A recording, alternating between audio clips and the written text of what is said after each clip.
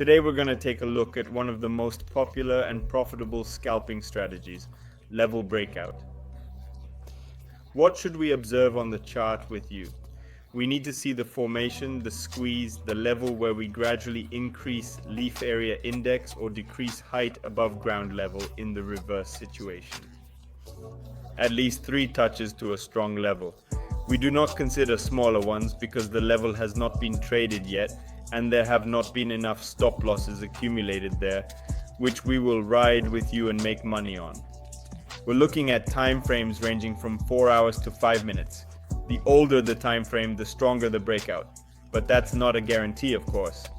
We can observe with you the compression structure in long and in short. If we make a breakthrough in the long, we should witness some significant aggressive buying, and in the case of a short, there will be aggressive selling. Here's an example of a short squeeze in front of you. We see with you gradually decreasing high, tightening to a strong level.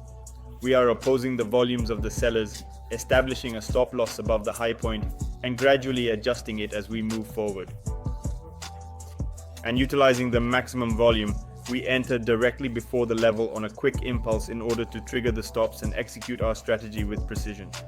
We preset the limits based on the potential up to a strong level. We always adhere to the risk, aiming for a profit ratio of 1 to 3 or higher.